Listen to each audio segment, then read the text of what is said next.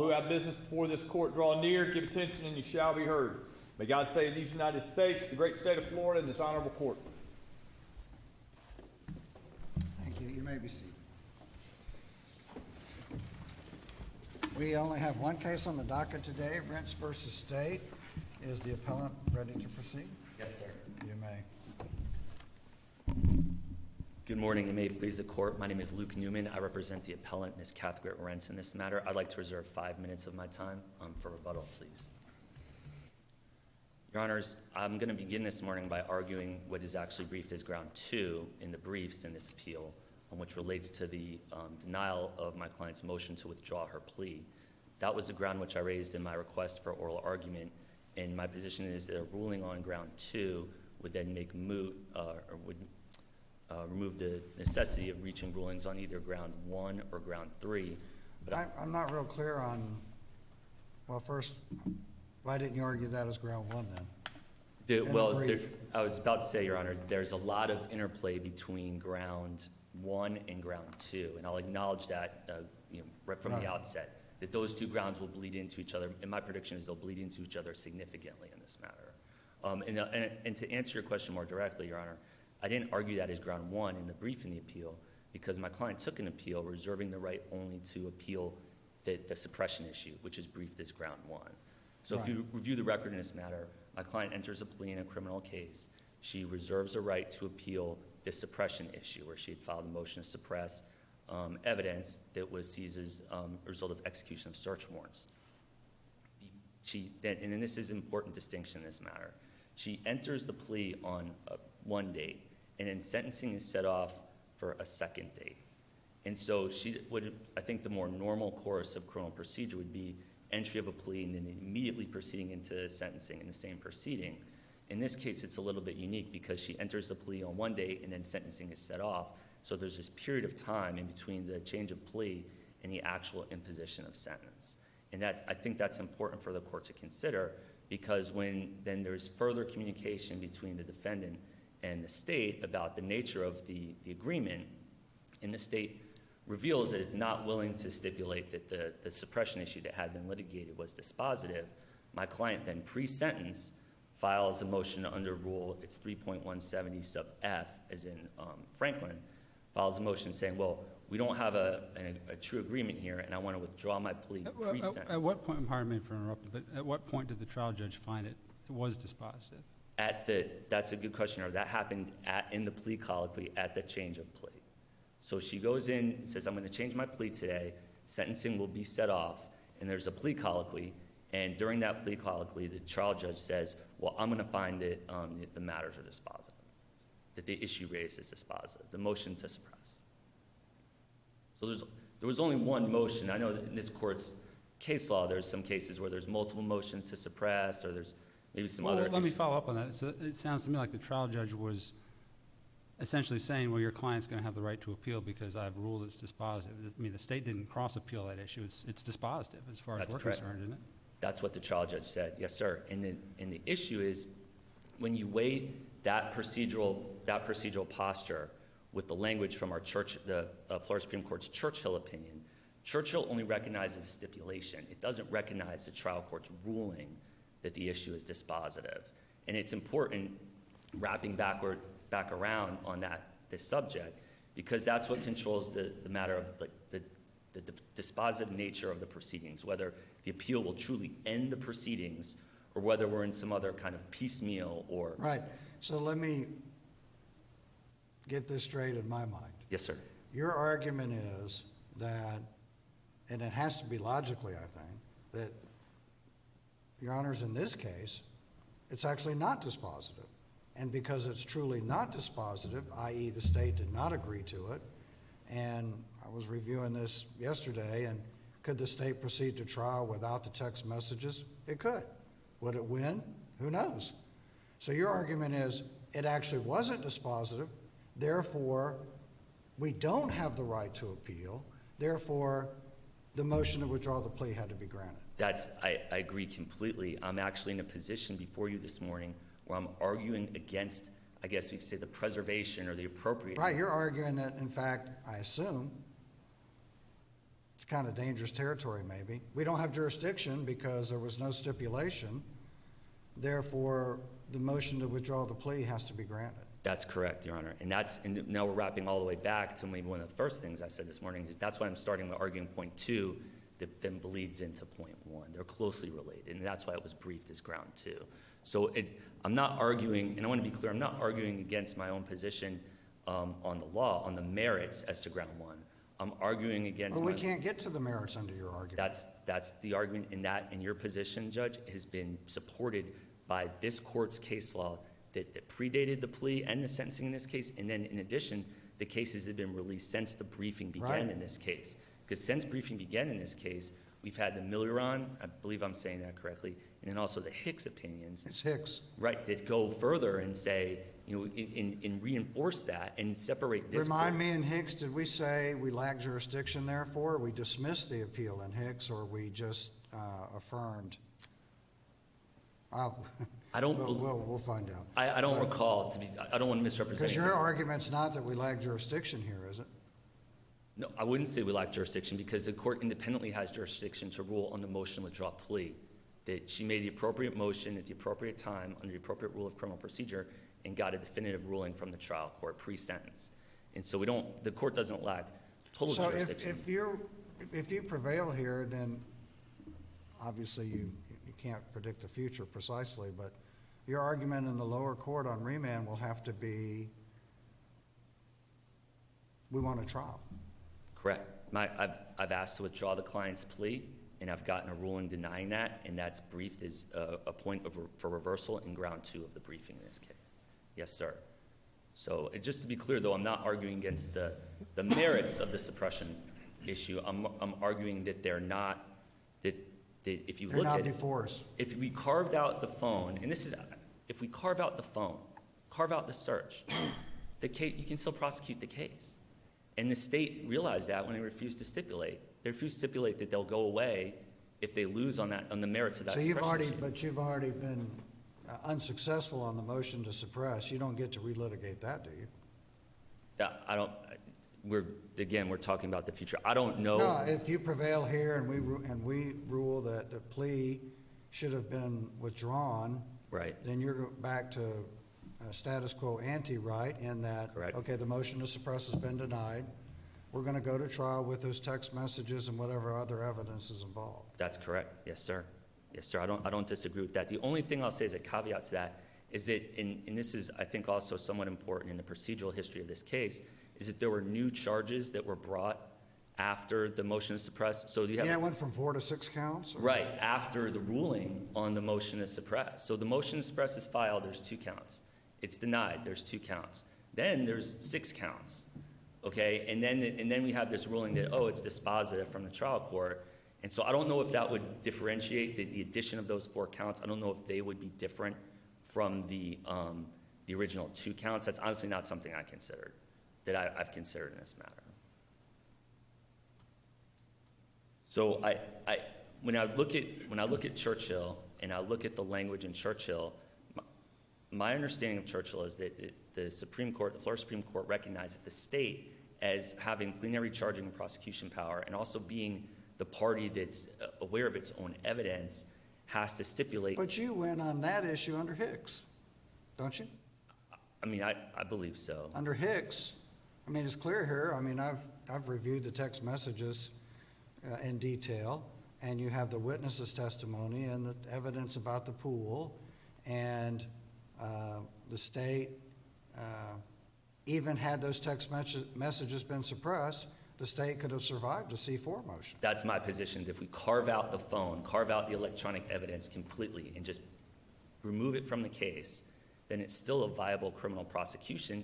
And so if the state's not willing to say, we'll go away if you win on this. Well, let's talk about the motion to withdraw the plea. Yes, sir. Assuming you're correct that it wasn't dispositive, therefore, why do you prevail in that she didn't receive the benefit of the bargain?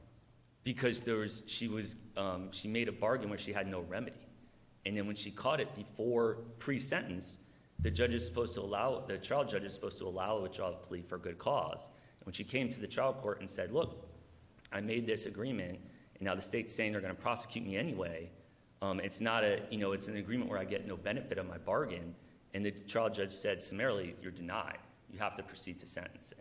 And so that's where, does that answer your question, Judge? That's where she went to seek to Yeah, your endorse. argument is, we don't even have an argument on appeal regarding the suppression. Correct. Because it wasn't dispositive, we have no right to appeal. That's correct. You take out the electronic evidence, they still have a viable criminal prosecution. They're not stipulating. They could solve this, and I want to be clear, the state could solve all of this by saying, we'll stipulate. I'm not sure they could under Hicks. Well, because I think there's a reading of Hicks, I think, and I think that's very appropriately raised, that there's a reading of Hicks that says this court maybe can look into this behind the stipulation. Well, it's clear here. If that, I assume the state's not gonna argue otherwise. It's clear here the state could have gone to trial without the text messages. Obviously, it's a lot different trial with the text messages. right, and but- I don't disagree with that at all, that it's still a viable criminal prosecution with the electronic evidence removed, and then with the state saying, well, we're not gonna stipulate, we'll still potentially prosecute her, and probably will. Then when she asked to withdraw the plea, I think that at that point, based on the language of the rule and the case law with regards to withdrawing pre-sentencing, then that has to be granted at that point. So the trial judge, if I can understand this, ruled in a way on this motion to withdraw a plea that was against both of you. You both came in and said it's not dispositive. They say you can still be retried, even despite your plea agreement. But the trial judge, the error is that he found it was dispositive and you're going forward. He did, with he the found deal. that, I would say that there were two, Your Honor.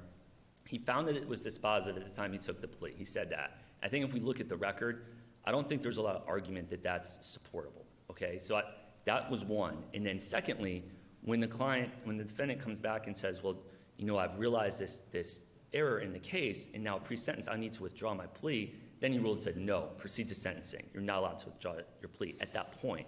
So I think there's two kind of discrete trial court errors with regard to my case here, if that makes sense. So it's both the finding that I don't think we can support it with the record that we have in front of us, and then the denial of the motion to withdraw a plea, which says, well, you're stuck with going to sentencing now. Well, just since we're here and you raised it, Yes, sir. on the search Right. issue, Right. is it your contention that with the evidence they had, which is obviously, shall we say, a rather shocking type of relationship, a 28-year-old woman and an 11-year-old boy, and that the witness's testimony about the swimming pool and the mother of the victim telling the policeman they talked on the cell phone all the time, he slept with her, he stayed with her, he went on trips with her, that's not probable cause in your mind that it's more likely than not that evidence of a crime would be found on the cell phone? Right. That if you look at Burnett. Is that your argument? That's not sufficient. Burnett's the second DCA case. Right, understood. Yeah. But I keep looking, and I know that we've gotten a little. But I'm just asking you logically, forget Sure. Burnett, and I'm not sure, you didn't cite any case that you said was right on point out of our court, and these probable cause cases tend to be unique. So, but how is it not probable cause in a crime involving an adult and a minor in this day and age, when you have evidence, direct evidence from the mother that they talked on the cell phone all the time, every day, that's not probable cause to search the cell phone? Well, I would just take one issue with the characterization of the evidence. We're stuck in reviewing the probable cause determination with the four corners of the affidavit. Okay. We can go back and look at it, it's in the record. But I think if we look at it, the four corners of the affidavit will say that the boy and my client communicated on the cell phone. I don't think it said every day. And maybe it said they frequently communicated on the cell phone. But so you have that. What you never had in the affidavit is any linking any illegal activity to the electronic location. I know, but isn't it logically more likely than not, based on a witness's testimony, that there was communication on the cell phone between the adult and the minor? This involves, truly speaking, a romantic relationship, allegedly, between the two. In this day and age, isn't it more likely than not that they're going to be incriminating communications on the cell phone? I just have to disagree with you, Judge. I mean, I respectfully just going to disagree with you there. I think that if you want to get into It's permitted to disagree. the protected area is the cell phone, okay? Need a warrant, it's constitutionally protected. If you want to get a probable cause warrant issued to get into that cell phone, okay, my position is you're going to need to show some illegal activity.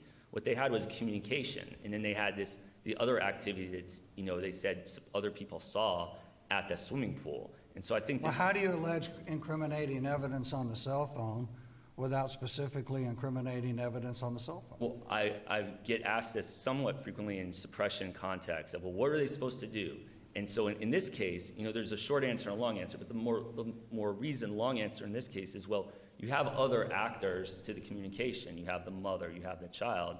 You need to develop facts that would go more towards what you said, how you characterized the evidence earlier, saying that there is illegality in the communication. Well, counsel, are you suggesting that there would need to be a subpoena for the records of the 11-year-old cell phone communications? And what would the nature of those communications need to be, in your view, to trigger a probable cause? Well, no, I don't think a subpoena would be required. I think you could get the 11-year-old and or his mother to turn him over to law enforcement, and of course their investigation. So I don't think it would necessarily require a subpoena or some other, process. The nature of the communications. Your argument, and this may all be totally academic, since your whole argument here essentially is we don't get to the merits.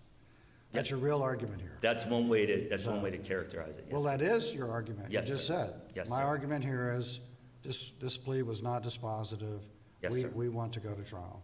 Yes. But just since it's interesting academically, at least, so your argument is you'd have to have somebody saw a text message, or he told somebody, or he showed a text message to somebody. Or his mother voluntarily provided the text messages to law enforcement, or he confided in law enforcement that there's something illegal, an illegal communication. Or a friend of his said, I saw a picture. Sir? Or a friend said, I saw a picture. Something of that nature. That was Yes, on the something that would tie the illegal showed. conduct to the device, which is a Well, protected area. you're at 3:30. Thank you. I'll just see the rest of my time for rebuttal.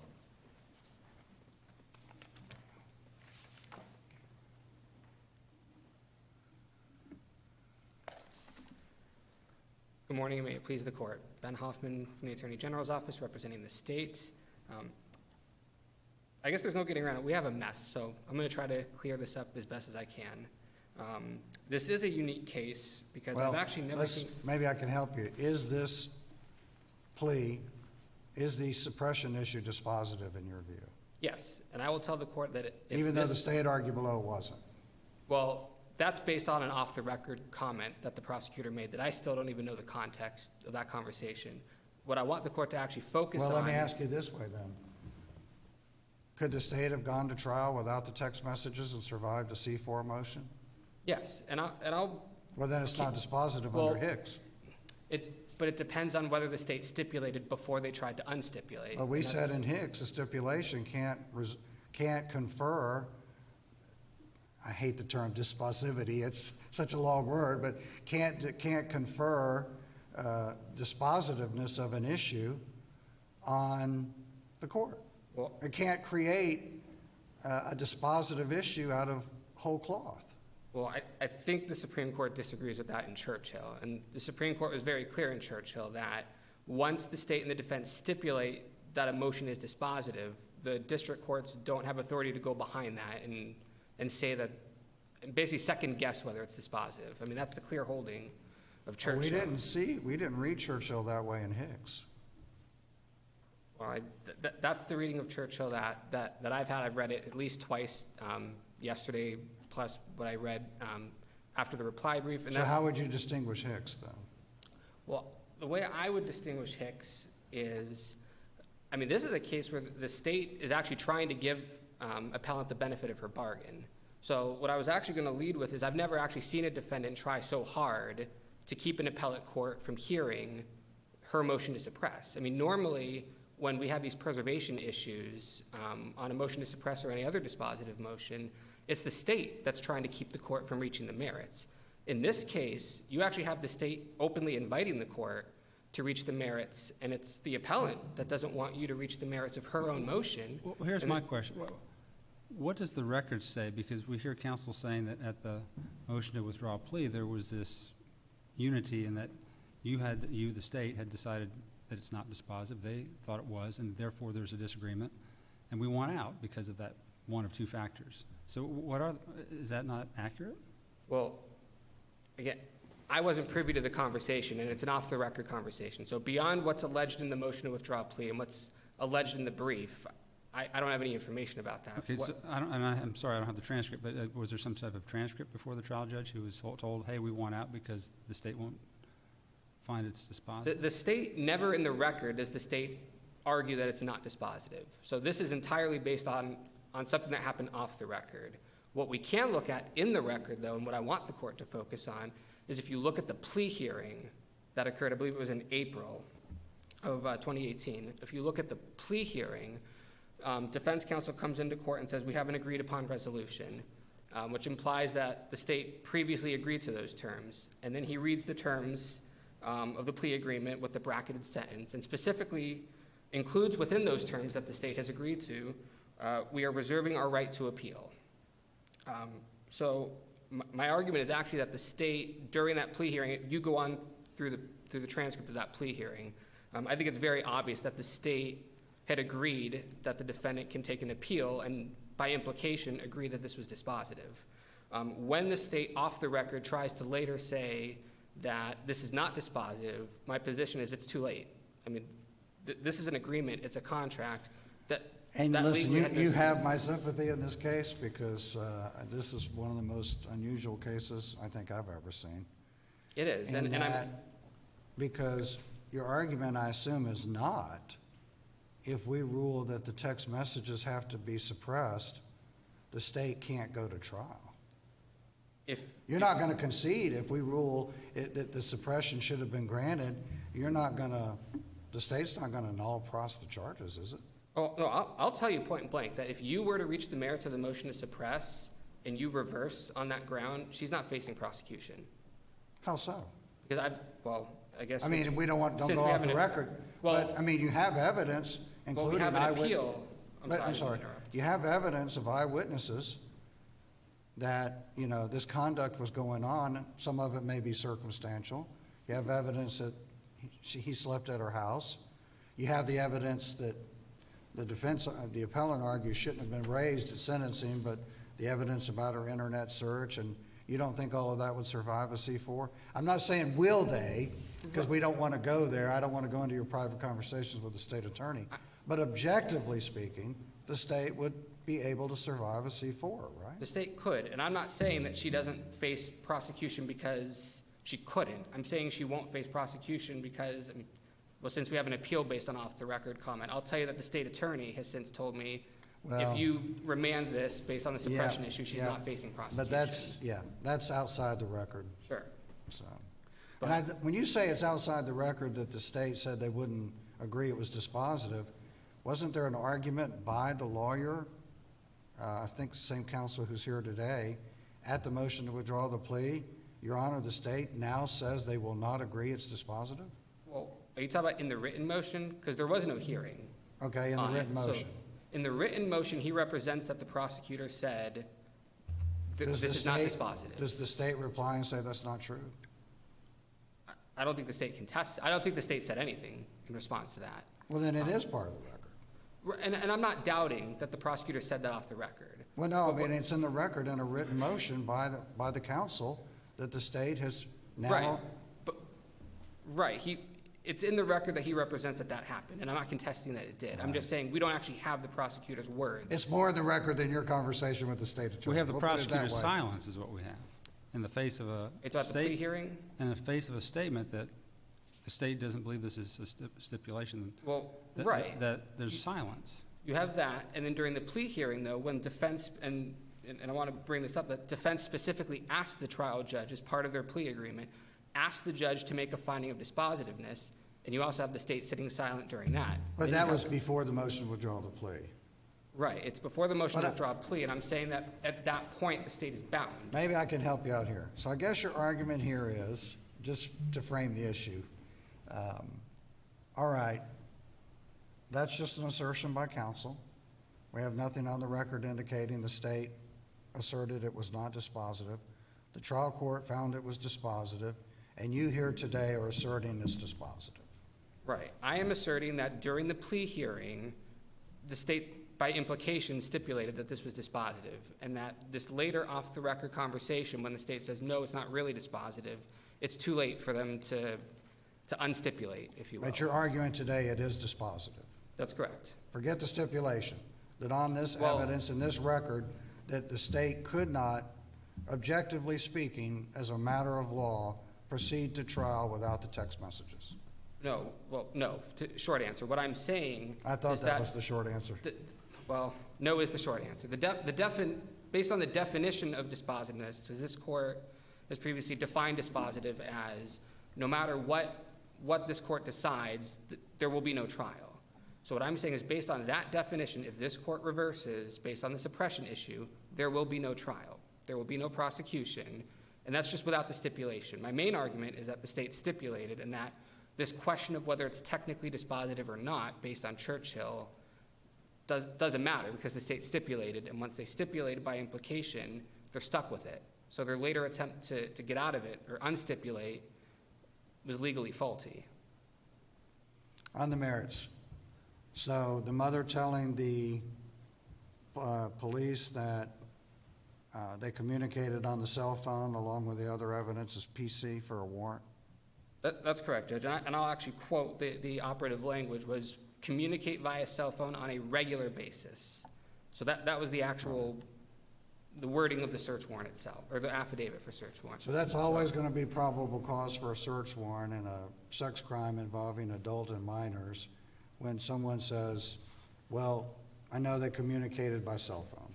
No other evidence, nobody saw anything, nobody heard about any salacious or graphic text messages, nobody related those conversations, strictly because you have some evidence that they communicated on a cell phone.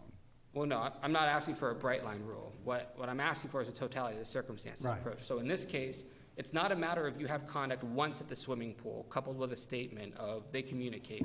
You actually have conduct, this is over the course of, I think it was 2 weeks, based on the witness statements. So over the course of 2 weeks, you have varying witness accounts of this various conduct occurring at the pool. That's evidence of a relationship right there, that this is ongoing. Then you have the mother's statement of they communicate via cell phone on a regular basis. That is probable cause to believe that the physical conduct is the manifestation of that relationship. So that's probable cause to believe that evidence of the true extent of that relationship is on the cell phone.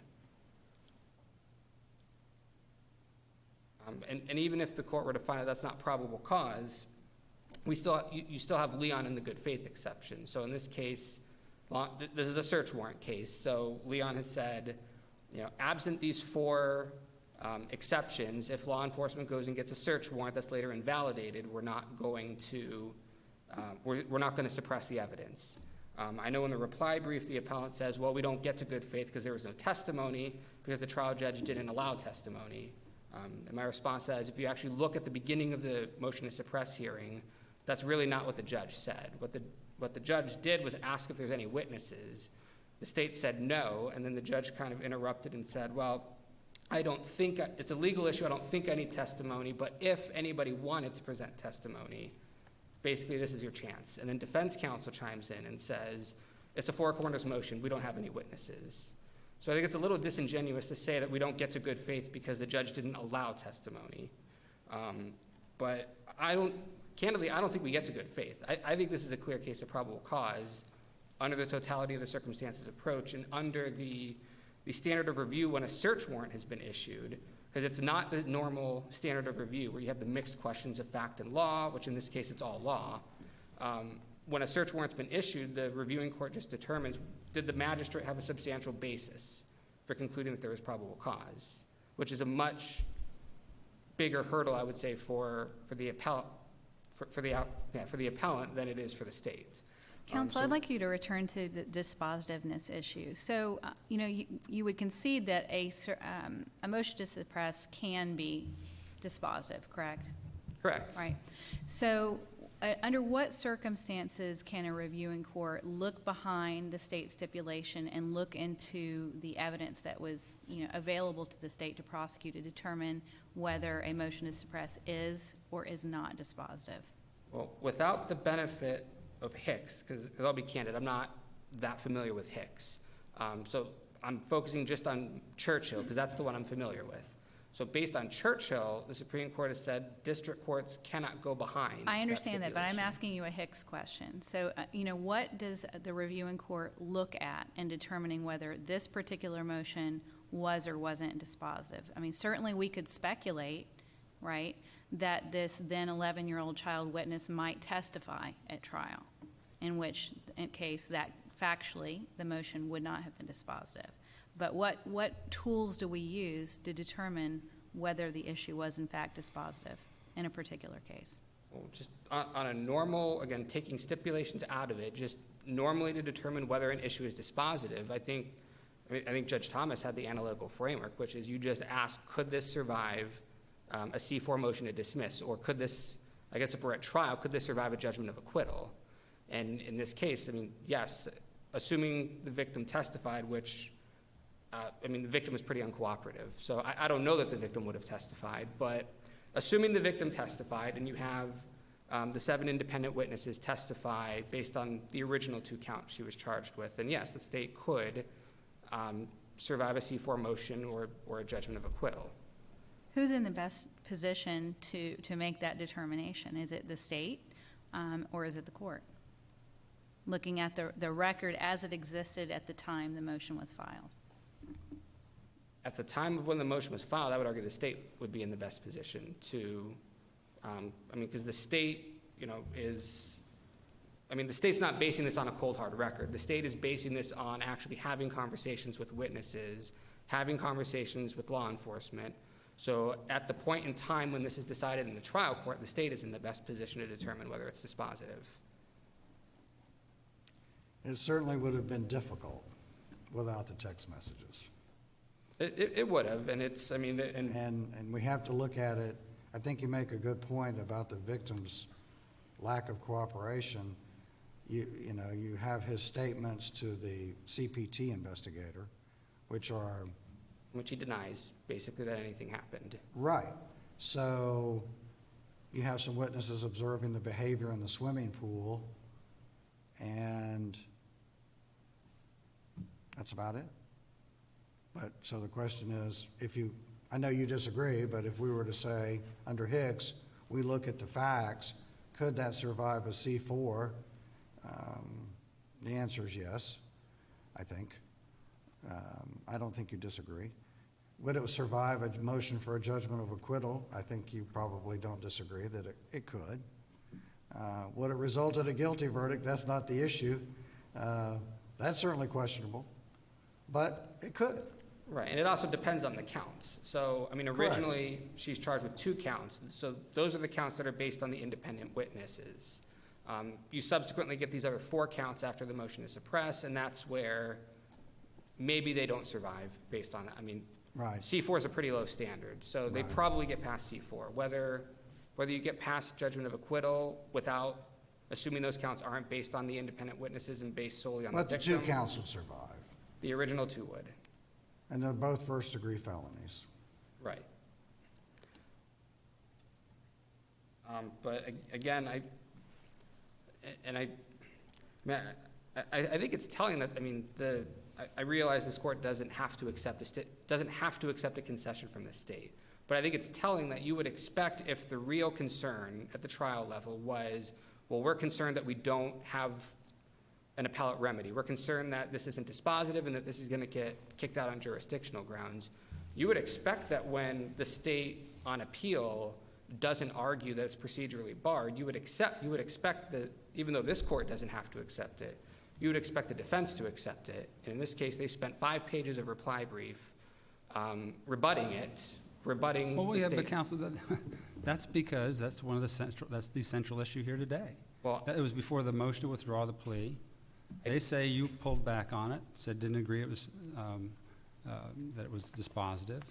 That's what the case is about. So what bothers me is that you're saying, well, at the time of you made the deal, you agreed it was dispositive when it really wasn't, legally speaking, but for whatever reason you agreed to it. At the time of the motion to withdraw a plea, the state was silent in the face of allegations of fact that the state had changed its position. And then after that was denied, they said, oh, it is dispositive, and then you're here today telling it's dispositive. So which is it? I mean, you're from the state, you need to, you have to be consistent about this. Right, and that's I'm- concerning me because it seems to be a vacillating moving target. Well, I'm saying it's dispositive, and that when the state tried to unstipulate that it was too late at that point. So when the But state. why? Why? I mean, it was a factual Because issue you and- already had an agreement. But that was the whole central point of the hearing below, which is that we want to withdraw our plea because we don't have an agreement. The Well- state said it was dispositive, now they're saying it's not, and we agree Right, it's not. but the problem with that, Judge Makar, is once the judge accepted the plea based on the agreement as represented to him, the state was stuck with that, just as much as the defense is stuck with the terms of a plea agreement. I mean, there's a long line of case law. So you from can this never court withdraw a and- plea? I'm sorry? Everyone's stuck with it? You can't have someone to... Without good cause. So then the Well, question good is cause whether. is as we sit here today, it wasn't dispositive. They say it wasn't dispositive. They say that the prosecutor told them it was not dispositive. As a matter of law, it's not dispositive. I think that's pretty clear. But Well, your argument is it is dispositive. we're arguing. And it's I dis- understand that. Okay. And, Maybe I missed but- that. How is it no, dispositive? I'm sorry, I didn't mean to No, interrupt I you. just- I'm saying it's dispositive because the state, when they agreed to the terms of the plea, and I encourage you to look at, I mean, it's in the record, there's a form in which defense counsel writes out the terms of the plea. And on that form, and in open court, when he represents the terms of the plea, he says, we are reserving the right to appeal. This is a part of the plea agreement. The state previously agreed to that before the hearing, and then during the hearing, when he's representing that as the terms of the plea, the state is silent. When he asks the judge to make a finding of dispositiveness, the state is silent. When the judge then makes the finding of dispositiveness that the defense asked for, the state is silent. So what I'm saying is, based on the totality of those circumstances, that is a stipulation. That is an understanding that this plea is about the appeal, and that the state was in agreement. That's at the plea hearing. Right, and once the judge accepted that plea, which he clearly accepted it, set off sentencing, once the judge accepted that plea, the state was bound. Unless there's good cause otherwise, and that's why we're here. Well, for the defense, unless there's good cause. The state is bound by that. I don't think the good cause, unless the defendant violates the terms of the plea, which interestingly she actually did, and there's evidence of that at the sentencing hearing with the phone calls. But the state doesn't get the good cause benefits, the defense. So I'm saying the state was stuck with it at that point. And I see that my time is expired, so unless. Would you like to briefly conclude? You can I take would some like to extra briefly- time. I would like to briefly conclude. So the state is asking that the state is offering the appellant the benefit of her bargain, which is the central issue in this appeal. I'm encouraging the court to give her the benefit of that bargain and reach the merits of the motion to suppress and affirm So- on that basis. But if we find as a matter of law that the suppression motion denial was not dispositive, do you agree that we have to reverse on the motion to withdraw the plea? I'm not asking you to concede it, but if we were to make that finding under Hicks, make that ruling under Hicks, do we have to rule that she's entitled to withdraw the plea? If you were to essentially go behind the stipulation that I'm asserting occurred, if you were to go behind it and determine that this was not dispositive, then yes, you would have to allow her to withdraw her plea. I appreciate that. Thank you. Thank you for your argument. We'll allow the appellant an additional minute, please, Madam Clerk. Thank you, Your Honors. I'd like to, start out by working a little bit backwards in this matter. I want to touch very briefly on the Leon good faith exception. The appellant's position on that is that there was no testimony as to good faith reliance, and so the record's just not developed for affirming based on the law enforcement actors' undertakings that are now all of a sudden on appeal argued to be undertaken in good faith. And I really want to point out that it seems to me that these arguments about the nexus between the cell phone and the illegality, where when you have terms like, in this day and age, or everybody uses his or her cell phone to do everything, it seems to be a race almost to the pre-Riley status, where committed a crime, there's electronic evidence nearby. What about the standard of review, though, based on tell us exactly what standard of review we apply as there was a search warrant? As to the suppression, I argue that the probable cause finding is a de novo standard of review. It's a four corners de novo standard of review as to the finding of probable cause. Now it gets a little muddled because there's a body of case law that addresses standards of review for a motion to suppress that lays out a more deferential standard for factual findings. But my argument is the probable cause four corners finding is reviewed de novo, and that comes from a Williams case from this court that's from 2010. I want to talk about a case that we don't have, but I want, just because we're imagining things in this case, like we remove the electronic evidence and things of that nature, I'd ask the court to consider removing the motion to withdraw a plea in this case. If Ms. Rentz proceeded to sentencing without filing a motion to withdraw the plea and get a ruling on it, okay, we'd be back on different sides of this argument, the state and I. And you'd have the state saying, well, not dispositive, right? We can make the case without the cell phone. 4 of the 6 counts didn't even exist when you got a ruling on the cell phone issue. And Well, I don't think there's any dispute between the two of you that the state would survive a C4 motion. So I just want to point that out, that if she hadn't brought that issue up, that the argument would be it would be similar to a case that came out a few years ago called Biermunder, in which Judge Makar wrote a concurring opinion. And in Biermunder, which is obviously a first district court case, in the concurring opinion, there is a list of cases from the first district, in which kind of a case law review addressing these situations in which pleas were entered with reliance on the ability to take an appeal. And when the appellant did that in error, is not able to take an appeal, there's a body of case law from this court that goes back to the early 80s saying that the appellant can then withdraw her plea. In this case, she raised it earlier instead of later, which the earlier case law said that the appellant could withdraw the plea potentially later on, but that he or she would have to file a post-conviction relief motion or something of that nature to obtain that remedy. I also want to point out that there's a discussion in Judge Windsor's opinion in Hicks about this court's independent duty to look for at least some basis to affirm a judgment. And that even if there's a stipulation from the Office of the Attorney General here, I'll refer the court, Your Honors, to that language in the Hicks opinion from Judge Windsor, which points out that, as a court, we have an independent duty to seek a basis to affirm this judgment. And so that I'd point that out in contrasting with the Attorney General's offer to stipulate at this point. I see I'm nearing the ending of my time. If it's the remainder of the issues, I'll just rest on my briefs if there are no further questions from the court. Thank you. Thank you. Thank you both for excellent arguments. The court is in recess. All rise.